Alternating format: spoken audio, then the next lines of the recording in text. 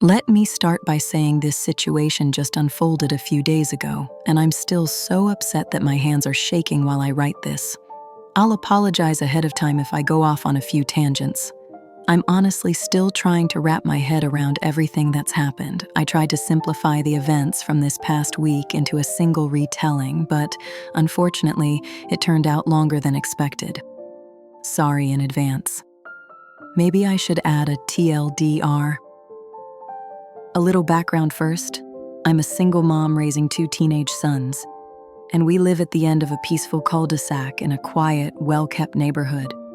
Every house on this street has a garage, and I'm the only one who owns a single car and actually keeps it parked inside. Most of the homes here belong to families with at least 3 vehicles, often more. Some neighbors use their driveways, while others park along the street. It's never been an issue. Everyone has always been respectful about how they park, and it's never caused problems with traffic or access. For the most part, I keep to myself. I wouldn't say I'm unfriendly, and I always smile and greet neighbors when I see them. But when I come home, I usually stay put. So most of the folks on my street know I'm a bit of a homebody, and that once my car's in the garage, I'm in for the day. About 6 months ago, the house next door, to the right of mine, was sold to a larger family. A dad, a mom, and their 3 teenage kids.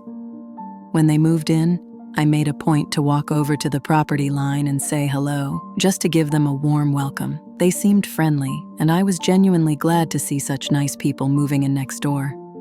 They use their garage strictly for storage, so all 4 of their cars are usually parked in the driveway. I didn't know it at the time, but their youngest was just a few months away from turning 16. Now that you've got the setup, here's how it all started. Here are the people in the story. I'm me. Kevin is the neighbor dad.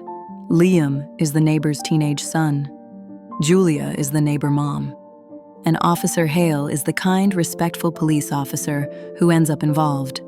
So this all kicked off last Tuesday evening, around 6 p.m., when there was a knock at my door. Standing there was Kevin, the dad from next door. Here's how the conversation began. Kevin said, "Good evening, how are you doing?" I answered through the screen door. "We're doing okay. I'm sorry I can't open the door right now. My youngest came home from school with a sore throat, so I'm just playing it safe until we know more. How are things on your end, and what can I do for you?" He replied, "Sorry to hear that. I hope it's nothing serious. We're doing all right. Actually, my son just turned 16 a few weeks back. I'm sure you've noticed the new truck we got him." I said, "Yes, I saw it. It's a very nice truck and really large. Does he like it?" Kevin smiled. "Oh, he loves it. It's exactly what he wanted, so we made it happen. And yes, it is pretty big. That's actually why I wanted to talk to you." Quick side note, when I say the truck is big, I mean really big. It's a full-sized F-350. Personally, I think it's a bit much for someone who's just learning to drive, but that's their decision, and it's not my place to judge. I replied, "I'm not sure I follow." Kevin went on, "A few of the other neighbors have mentioned they're having a hard time getting around his truck when it's parked on the street. We're also a little concerned that it could end up getting sideswiped if it keeps sitting out there." I said, "I can understand that. I've had some tricky moments navigating past it myself, but I figured he'd get better at parking once he's had more time behind the wheel. But I haven't raised any complaints." He nodded and said, "Right, and that's actually why I'm here.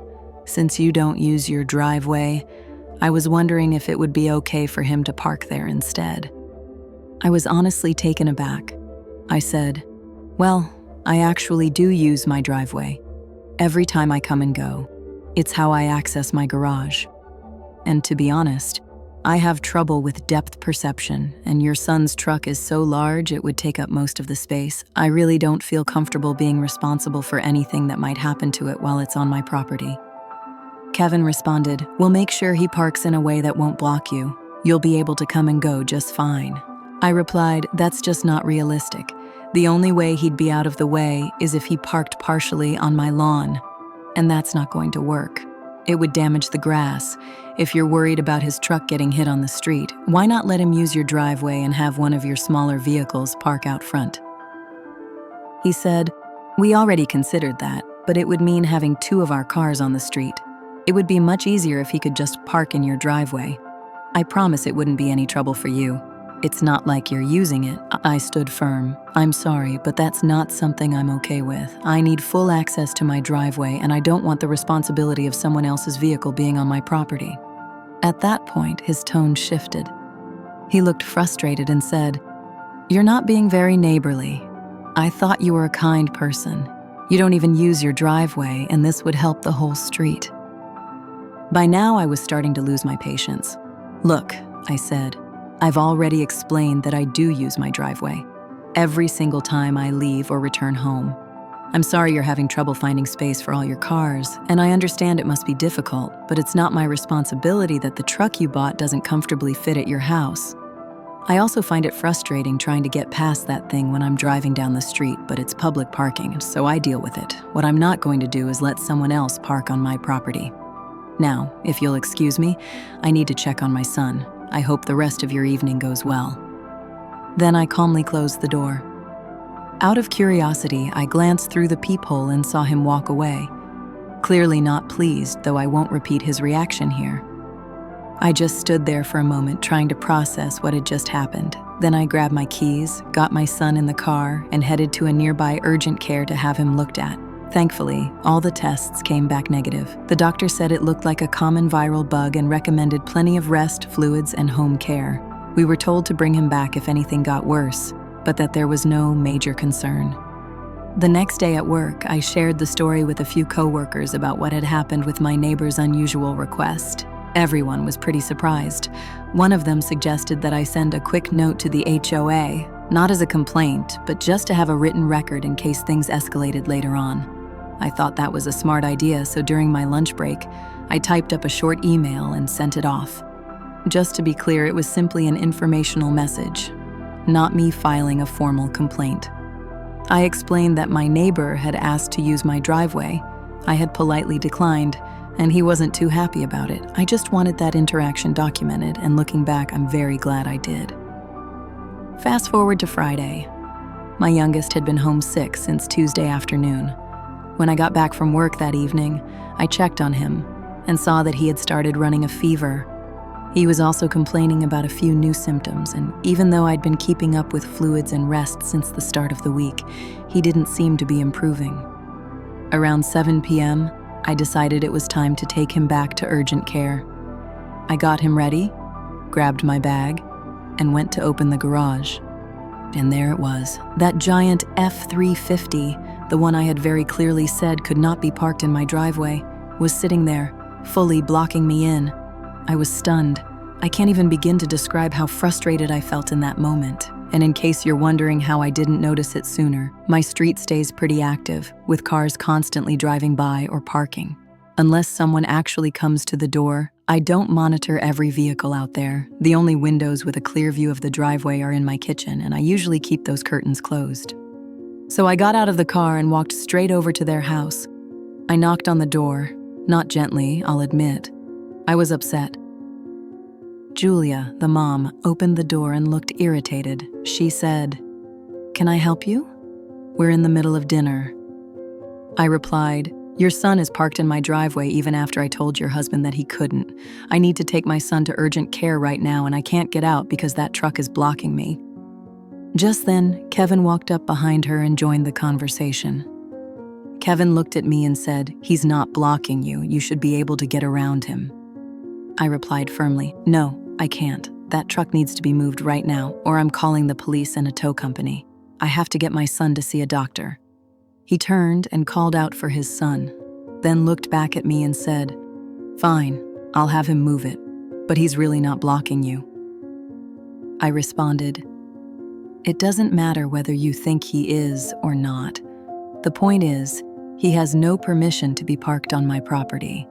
No one does. And I'm telling you now, if it happens again, I won't be knocking on your door. I'll have the vehicle towed immediately." Just then, their son appeared at the door with his keys in hand. I didn't say anything more. I turned around and walked back toward my car to wait for him to move the truck. As I was walking away, I heard him mutter a word that many women have unfortunately heard at least once. Not something I'm going to repeat here. I chose to ignore it and kept walking. He eventually got into the truck and, after a few attempts, managed to carefully back it out of my driveway. He ended up parking it on the street a short distance down the road. Once he was out of the way, I was finally able to leave and take my son to urgent care. While we sat in the waiting room, for what ended up being several hours, I sent a follow-up email to the HOA explaining everything that had just happened. To give some context, they had already replied to my original email the day before. They confirmed they'd noted my message and clearly stated that my property was mine alone, meaning I had full authority to give or deny anyone access to it. I replied to that same email thread, updating them with the new details. As for my son, all of his tests came back negative again. The doctor said it looked like a regular viral illness and that it just needed to run its course. After that, I took him home and we called it a night. By Saturday evening, things took another turn. My older son started mentioning that his throat was feeling sore, and I could tell I wasn't feeling quite right myself. On the bright side, my younger one seemed to be showing signs of improvement, so I assumed whatever he had was now making its way through the rest of us. We decided to stay in and rest for the entire weekend, both Saturday and Sunday. But by Sunday evening, around 5:30, my older son suddenly spiked a fever. It came down a little with care, but not enough for me to feel comfortable waiting it out. So I got him in the car and drove him to the nearest urgent care I could find that was still open, which happened to be all the way across town, about a 20-minute drive. When we got there, it was packed. We waited nearly 3 hours just to be called in, and then another 45 minutes before a doctor came in to see him. After the exams and several tests, all of which came back negative, the doctor told me she could hear a bit of wheezing in his lungs. Just to be cautious, she prescribed him an inhaler to help ease any discomfort. Aside from that, it was the same message, a standard virus that needed time and rest. The only nearby pharmacy that was still open that late was even farther out, and it took another long drive just to pick up the prescription. We didn't make it back home until almost midnight. Let me paint the picture for you. It was late. My son was slumped in the passenger seat, half asleep, quietly saying he just wanted to get home. I was completely worn out, coughing, drained, and ready to fall into bed myself. As I turned the final corner onto our street, all I could think about was parking the car and resting. But then I saw it, that same oversized truck parked right in my driveway, again. Not only was it blocking me from pulling in, but it was also sitting partially on my lawn. My heart sank and I was furious. I could barely think straight, and I grabbed my phone, looked up a 24-hour towing service, and explained the situation. I had an unauthorized vehicle parked on my property and I needed it removed. The woman on the phone said a truck could be there in about 30 minutes, and I told her that was fine. While waiting, I walked my son into the house and got him settled in bed. Then I stepped back outside and snapped a photo from the street, clearly showing just how much of my driveway was blocked and how part of the truck was on my grass. I couldn't figure out why they would do this after I had already made it crystal clear they weren't allowed to. The only thing I could come up with, and this is just speculation, is that since it had been quiet at my house all evening, they might have assumed I was in for the night and wouldn't notice. That wouldn't be unusual, since I rarely go out after 6 p.m. Maybe they missed me leaving, or maybe they saw me leave and thought I'd already come back. Honestly, none of that matters. I had told them no. That should have been the end of it. Around 12:30 a.m., the tow truck arrived. I half expected some reaction from next door. Someone running out or questioning what was happening, but there was nothing. No lights, no movement. The tow driver loaded the vehicle up and left without any issues.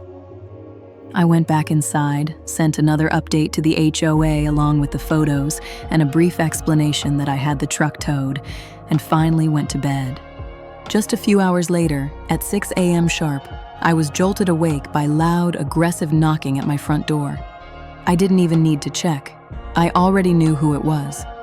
I grabbed my phone, hit the video record button, and walked to the door. When I peeked through the peephole, sure enough, it was Kevin and his son standing outside. I opened the door and Kevin immediately shouted, "Where's the truck?" Doing my best to stay calm, even while coughing, I said, "It was towed. You can call Harborline Towing to arrange getting it back." Kevin snapped, "You had no right to do that. You're going to pay to get it out."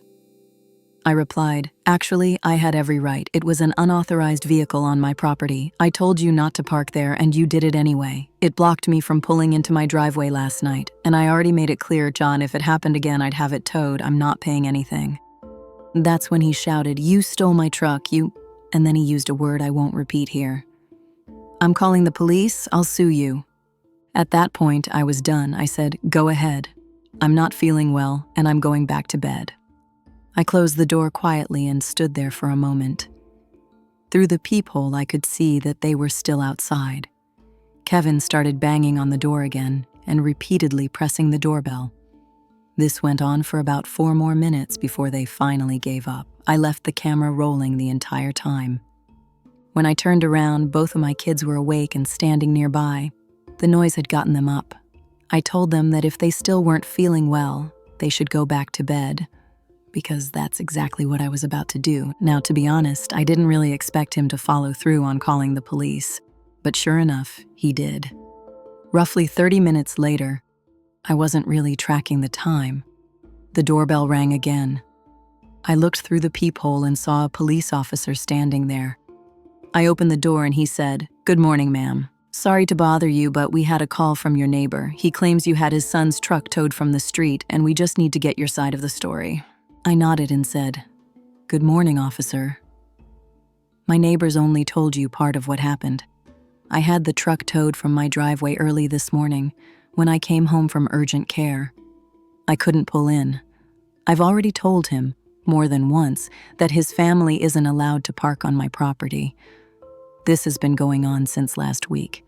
I've got emails to the HOA, photos of the truck parked in my driveway this morning, and a video of the interaction where he came to my door, called me names, and threatened legal action.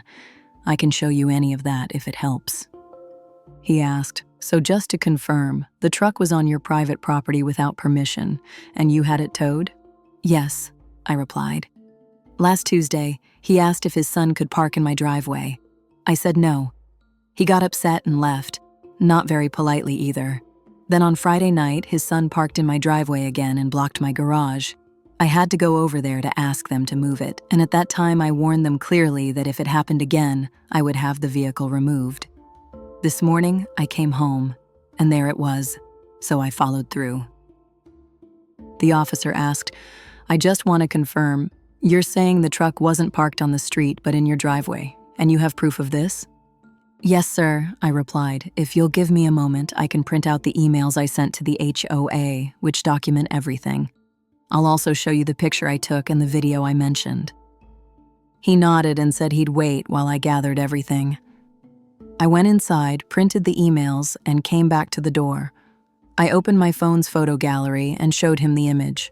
It was time-stamped, and you could clearly see the truck parked across my driveway, partially on the lawn, with my house in the background. I handed him both the printed emails and my phone. He studied the photo, then read through the emails carefully. After that, he returned my phone and asked me to bring up the video while he stepped over to look at the area where the truck had been. I watched as he examined the lawn and took a few pictures of the spot. From where I stood, I could also see Kevin and his whole family gathered outside on their driveway, clearly watching everything unfold. The officer returned to me, and I handed him my phone with the video already queued up. He watched it all the way through. When it ended, we continued the conversation. "I'm going to need copies of that photo and the video for the report," he said. "If I give you an email address, would you be able to send them to me?" "Yes, sir, that's no problem at all," I said. He continued, "Based on what you've shown me, the photo, video, and the HOA emails with dates and times, I can confirm that the vehicle was on your private property without permission. Everything supports that you made it clear they weren't allowed to park there. Would you like to file a trespassing report related to this incident?" "Absolutely," I said without hesitation. "I can tell you're not feeling well," he replied. "You can either file with me now, or you can go online later and submit it there." As he spoke, he took out a business card, wrote a few details on it, and handed it to me. Here's my contact info and the email address where you can send the files. The case number is on the card too. Would you prefer to file now or wait? Honestly, I'm exhausted, I said. I'd rather file online once I've had a bit of rest. That's completely fine, he said. Just make sure to reference this case number and include my name in your report when you send it in. And one more thing. In the video, I heard your neighbor say he plans to sue you for having the truck towed. He's allowed to pursue legal action if he wants, but I strongly recommend you keep all the documentation you've given me today, along with this case number. In a few days, you'll be able to request a copy of the report. Hang on to that too. And if you file the online report, save a copy of that as well. Then he said, I'm going to go speak with your neighbor now. Sorry to have disturbed you. Thank you, officer, I said. I'm sorry you had to come out for this. He nodded and said kindly, Take care, ma'am.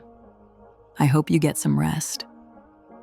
After the officer left, I quietly closed the door and went straight back to bed. But truthfully, I was so upset that I couldn't sleep at all. A few hours ago, I sat down and sent the photo, the video, and another copy of the HOA emails to the email address the officer gave me. I also made sure to save everything, just in case I need it down the line. Then I went ahead and filed the trespassing report online, like he suggested. After that, I sat down and started writing all of this out, just to document the whole thing. I don't know exactly how this will play out, but I do know one thing. I'm going to see it through to the end. I realize some people might say I should have gone next door again and asked them to move the truck one more time. But in my mind, I'd already done that, twice. I told them clearly not to park on my property, and they chose to ignore that. So this time I followed through with the consequence. I really believe towing the truck was the right thing to do. I had hoped there might be a charge for filing a false report, but according to the officer's notes, things went a different direction. After speaking with me, the officer also questioned Kevin and his son. It turns out the son originally told his dad he had parked the truck on the street in front of my house, which is what led to the police call. Later, during questioning, the son admitted he hadn't been truthful and had actually parked in my driveway. Because of that, the report was marked as a misunderstanding rather than a deliberate false statement. No charges were filed, and the case was closed. The trespassing report I submitted is still open, though. I was informed that if it does result in a charge, it would likely be classified as a misdemeanor. That could come with a fine, possibly some community service, or even a few days in juvenile detention. Since the person who parked the vehicle was a minor, I'm not sure how far that process will go. However, I did learn that if there is a conviction, I may be eligible to request a protective order, so I'll continue following up on that. Now, as for all the questions I've been getting about the truck and whether there's been any retaliation, yes, they did get the vehicle back. I have no idea what it cost them, and they haven't said anything to me directly since then. The truck is still being parked on the street, but it's now down by the entrance of the cul-de-sac, a little farther from my home. There hasn't been any damage to my property, thankfully, but I have definitely gotten a few cold looks from members of that family whenever I see them around. I was honestly touched by how many people reached out offering to help me get cameras for my property. That kind of kindness really meant a lot. I want to say thank you, sincerely. But I'm okay right now. After speaking with a few neighbors, I found out something interesting.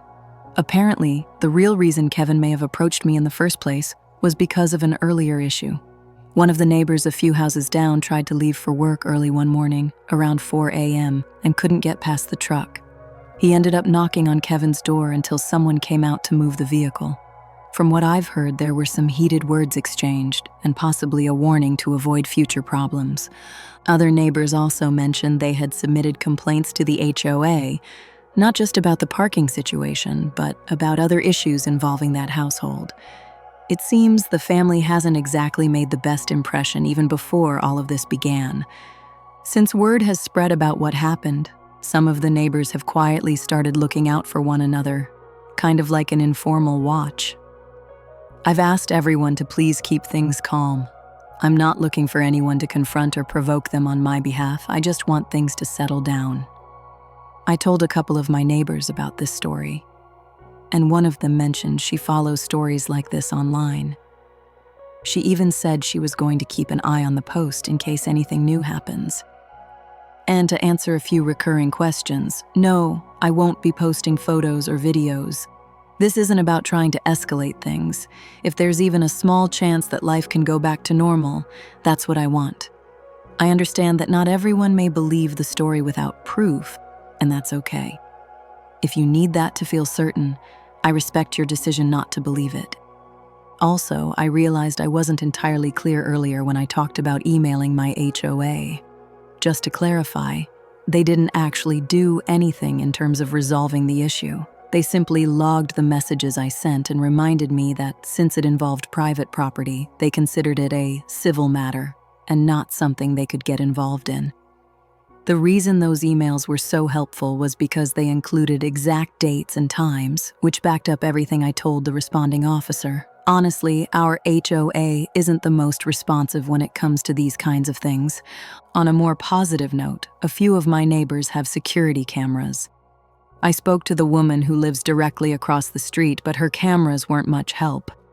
They're aimed at a bird bath in her front yard, which she likes to watch, so it wasn't really set up for security purposes. However, the neighbor next to her has a whole system with multiple cameras.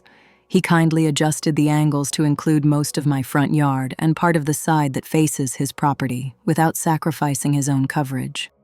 It doesn't show every corner of my yard, but it does clearly cover the driveway, which is the most important part. That gave me a little peace of mind, and while I still plan to save up for my own cameras, it's no longer an urgent priority. Then, just yesterday, a retired gentleman who lives down the block knocked on my door and gave me his phone number. He told me that if anyone from that house ever shows up at my door again, I should call him and he'll be right over. He also said he'd be keeping an eye out. That small gesture really meant a lot. I feel incredibly lucky to have such supportive neighbors around me. While things were pending, I learned from the neighbor across the street that the same teenager had been caught parking in another neighbor's driveway down the street. That neighbor was kind enough to give me a notarized statement about the incident, which I included in my case materials as additional documentation. Unfortunately, the outcome in court was a bit of a letdown. The judge ended up issuing a $150 fine. That was the full extent of the consequence. The judge did make it a point to tell him that he can't park wherever he wants and that he needs to be more respectful toward his neighbors, which I appreciated.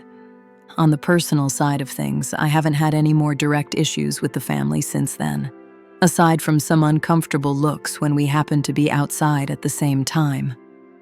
I also recently learned that either someone told them about this post or they found it themselves. Apparently, they're upset and have been saying that I misrepresented the situation and made false statements, though none of that has been said to me directly.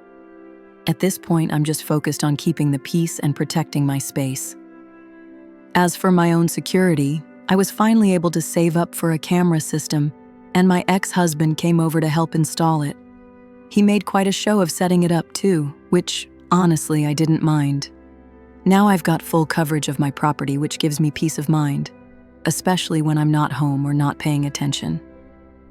There are two silver linings that have come out of all of this, and both are honestly pretty meaningful to me. The first is what happened with the truck. After the neighbor's son was caught parking in yet another driveway down the street, the family started constantly shifting vehicles around, moving cars in and out of the driveway like a puzzle just to make room for that oversized truck. It became sort of a daily show for the rest of the block, and everyone noticed. I think the hassle finally wore them down, because about 2 weeks ago, they replaced that enormous truck with a much smaller one, the kind that fits easily on the street without causing trouble. In a quiet way, that felt like a win. But the best thing to come out of this whole situation has been my connection with the older gentleman who lives a few houses down. The one I mentioned earlier, who gave me his number and told me to call him if I ever needed anything. I never actually had to call, but one day I came home and saw that my yard had been completely mowed, edged, and cleaned up. It looked better than I'd ever managed myself.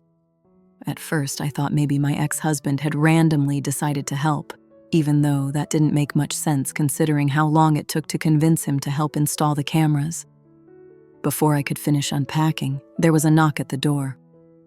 When I answered, it was that same neighbor. He smiled and said he had seen me outside a few times trying to wrangle the mower and drag around a weed trimmer that was practically bigger than me. So since he had a riding mower, he figured he'd step in and take care of it for me. I was so grateful. I tried to pay him for his time and effort, but he kindly refused. He said he enjoys yard work and didn't mind helping out.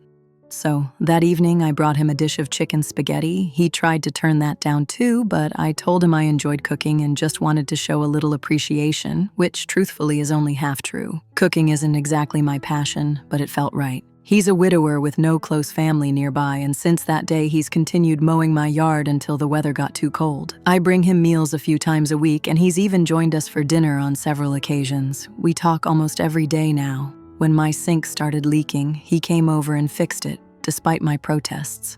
And to be honest, he reminds me so much of my grandfather, who passed several years ago. I've missed that presence in my life more than I realized. He shares stories with my boys about his time in the military, about raising his kids, about his late wife, and sometimes even offers life advice, often using my neighbor's behavior as an example of what not to do. He's become like a second grandfather to my boys and to me.